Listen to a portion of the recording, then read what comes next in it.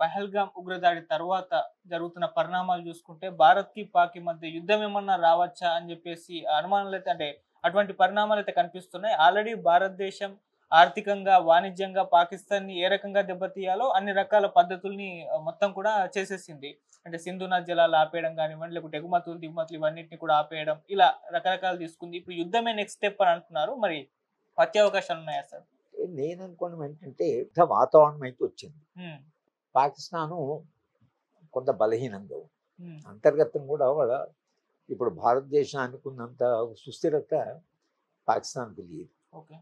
వాళ్ళు దాంట్లో సైన్యం ఒక ప్రధానమైనటువంటి రాజకీయ శక్తిగా ఎదిగింది వాళ్ళ దేశం.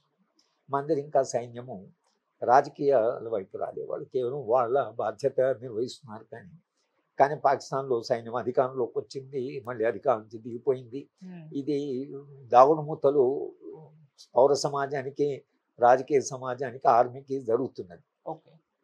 ఆర్మీకి ఏంటంటే మళ్ళీ అధికారంలోకి రావాలంటే కొంత యుద్ధ వాతావరణం ఉంటే వాళ్ళ అంటే శక్తి వాళ్ళది రోల్ పెరుగుతుంది. వాళ్ళ ప్రభావం పెరుగుతుంది రాజకీయాలు. ఇంపార్టెన్స్ కూడా పెరుగుతుంది. కనుక army chief Pakistan army chief చేస్తున్న స్టేట్మెంట్స్ ఏవైతున్నాయో హ్మ్. అది నేను అనుకోవడం ఇప్పుడున్న పరిస్థితిలో వాళ్ళు చేయవలసింది కాదు. మేము అది చేస్తాం అవును. మాకు న్యూక్లియర్ పవర్ ఉంది కాబట్టి హ్మ్. మేము న్యూక్లియర్ పవర్ కూడా ఉపయోగించడానికి వెనుకాడమాది అని వాళ్ళు అంటున్నారు. అన్నప్పుడు భారతదేశం లాంటి పెద్ద దేశము మరి వీళ్ళేమో ఆయన మాట్లాడుతుంటే వీళ్ళు ఎలాగో ఒక టూరిస్ట్ని చంపారు, ఒక ఇది జరిగిపోయింది దేశంలో, దేశమంతా కొంత షాక్ తినిపోయింది. ఏంట్రా ఇప్పుడు హాలిడే కొరకని పాపం సెలవుల కొరకని వెళితే అక్కడ ఏదో ఎంజాయ్ చేద్దామని పోతే ఇట్లా సడన్గా టెర్రరిస్ట్ వచ్చి 26 మందిని చంపడం అనేది అది చాలా దుర్మార్గమైన చర్య, అది అమానవీయమైన చర్య. హ్మ్. అది జరిగింది కాబట్టి దేశంలో ఒక రకమైనటువంటి ఆగ్రహం ఉంది. ఓకే. సమాజంలో అంతర్లీనంగా ఒక ఆగ్రహం ఉంది. ఏంటి అసలు మన దేశానికి వచ్చి వాళ్ళు కనుక ఈ ఈ ఆగ్రహాన్ని ప్రభుత్వము ఎలాగైనా దాన్ని అడ్రస్ చేయాలి కదా. అడ్రస్ చేయాలి కాబట్టి వాళ్ళు మా చర్యలు తీసుకోవాల్సింది తీసుకున్నారు. నీళ్లను ఆపడం కానీ, ట్రేడ్‌ను మొత్తంగా బ్యాన్ చేయడం కానీ, అవును. ఇవి కొంత చేశారు.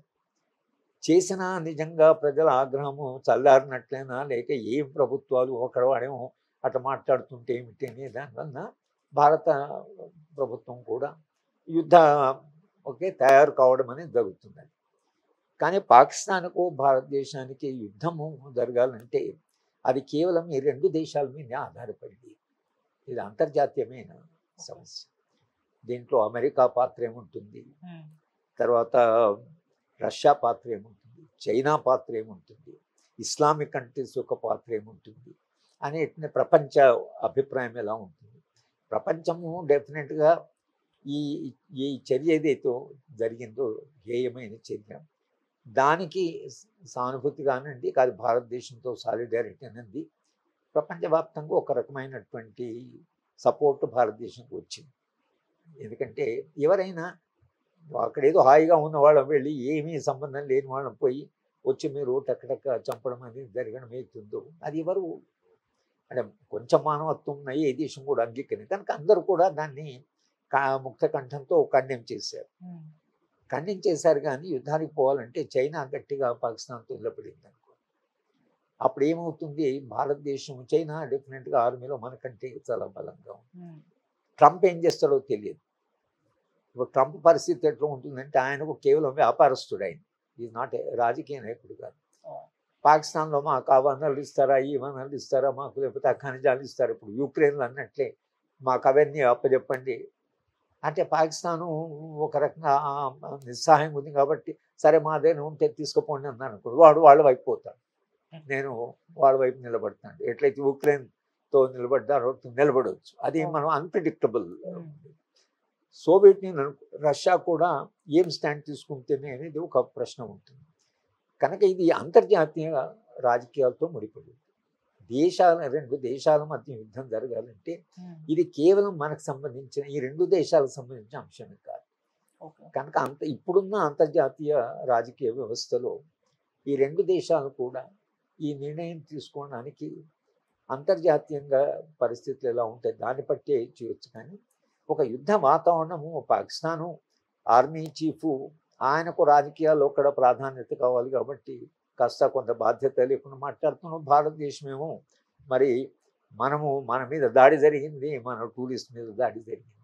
ఇది రెండవ అంశం ఏంటంటే, అసలు ఇంత వేల ఆర్మీ ఉండి, ఇంత ఇంటెలిజెన్స్ ఉండి, తర్వాత వీళ్ళు టూరిస్ట్ అక్కడ ఉన్నప్పుడు సెక్యూరిటీ కాశ్మీర్లో శాంతి వచ్చిందని ప్రభుత్వము రిపీటెడ్గా చెప్పారు. కాబట్టి ఈ వాళ్ళు 150 కిలోమీటర్ల దూరం మన బార్డర్, 150 కిలోమీటర్లు దాటి వాళ్ళు ఆర్మ్స్తో ఇక్కడ పహల్గాం దాకా వచ్చి ఇంతమందిని ఫైర్ చేయడం అనేది అవుతుందో, ఇది ఎట్లా అసలు భారత ప్రభుత్వం ఇది నెగ్లిజెన్సా లేకపోతే ఇంటెలిజెన్స్ ఫెయిల్యూరా అనే చర్చ కూడా జరిగారు. యుద్ధమా లేకపోతే పాకిస్తాన్ ఇదేంటి పనిష్మెంట్ ఫర్ వాట్ హ్యాపెండ్. 20 మంది చంపారు, దేశంలో ఆగ్రహం ఉంది, మీరు యుద్ధం చేసి మాత్రం ఏం చేస్తారు, కొంత అటువైపు నష్టం జరుగుతుంది, కొంత ఇటువైపు నష్టం జరుగుతుంది. కానీ మన సెక్యూరిటీ, మన ఇదైతుందో, మన భద్రత, దీని గురించి కూడా చాలా సీరియస్గా చర్చ జరుగుతుంది. ఎట్లా రాగలిగారు, మనం ఎక్కడ ఫెయిల్ అయ్యాము, పోరస్ బార్డర్ ఎక్కడ ఉంది, 150 కిలోమీటర్లు ఎట్లు వచ్చారు, 150 కిలోమీటర్లు వచ్చి దగ్గరనే ఆర్మీ ఉంది, అయినా వీళ్ళు 26 మందిని చంపి మళ్ళీ ఇప్పటికి వాళ్ళు దొరకలేదని అంటున్నారు. కొంత మరి ఇప్పటికి ఇంకా దొరకలేదని అంటున్నారు. మరి ఎట్లా ఈ దేశంలో మీరు పాలిస్తున్న వాళ్ళు కొంతనైనా బాధ్యత తీసుకొని దాని మీద కూడా కొంత చర్చ జరగాలి. భారత ప్రభుత్వం కూడా కాస్త ఆత్మపరీక్ష చేసుకోవాలి, ఎక్కడ మనం ఫెయిల్ అయ్యామో భద్రత కల్పన. ముఖ్యంగా ఈ టూరిస్ట్ ఎవరైతున్నారో వాళ్ళు అక్కడ వెళ్ళి, టూరిస్ట్ అంటే ఏమీ రాజకీయాలు కేవలం తమ ఆనందం కొరకు, తర్వాత జీవితంలో శ్రమ చేసి కనీసం హాలిడేస్తో పిల్లల్ని తీసుకొని పోవడం అట్లా చేశారు. దానికి పూర్తి మతపరంగా చేయడం కూడా ఒకటి నా దృష్టిలో అది సరి అయింది కాదు.